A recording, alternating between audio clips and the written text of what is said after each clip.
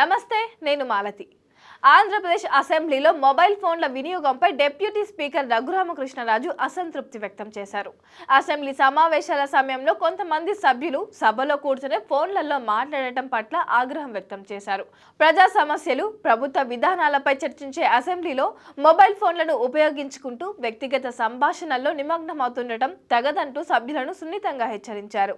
Assembly ప్రజాస్వామ్యానికి ఒక పవిత్ర వేదిక అని, ఇక్కడి గౌరవాన్ని అన్ని సందర్భాల్లో రక్షించాల్సిన బాధ్యత సభ్యులపై ఉందని డిప్యూటీ స్పీకర్ గుర్తు చేశారు. సభ కార్యకలాపాల సమయంలో సభ్యులు మొబైల్ ఫోన్లను వాడటం తగదని, అత్యవసరమైతే బయటకు వెళ్లి మాట్లాడాలని సూచించారు. సభ్యులు స్వీయ క్రమశిక్షణ పాటించి సభ గౌరవాన్ని నిలబెట్టాలని సూచిస్తూ అసెంబ్లీ నియమ నిబంధనలను గౌరవించాలని విజ్ఞప్తి చేశారు.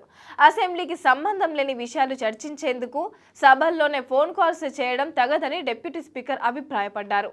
ముఖ్యంగా సభల్లో జరుగుతున్న చర్చలను పట్టించుకోకుండా కొందరు నేరుగా ఫోన్లో మాట్లాడటం సబబు కాదని ఆయన ఆగ్రహం వ్యక్తం చేశారు. ఇక అసెంబ్లీకి సంబంధించిన నియమాలు, నిబంధనలపై అవగాహన కలిగి ఉండి వాటిని పాటించాల్సిన అవసరం ఉందని స్పష్టం చేశారు. అసెంబ్లీ ప్రాంగణంలో మొబైల్ సిగ్నల్స్ ను అడ్డుకునేందుకు ఏర్పాటు చేసిన జామర్లపై కొన్ని వ్యాఖ్యలు చేసిన కొంతమంది సభ్యులపై కూడా డిప్యూటీ స్పీకర్ అభ్యంతరం వ్యక్తం చేశారు.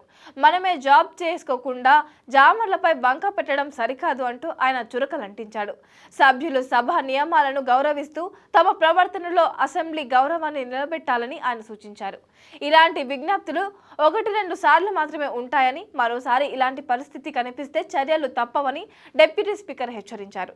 సభ నియమాలను ఉల్లంఘించి మొబైల్ ఫోన్లను అసెంబ్లీ హాల్లో ఉపయోగించడం సబబు కాదని, సభ్యులు సముచిత ప్రవర్తనను పాటించాలని ఆయన స్పష్టం చేశారు.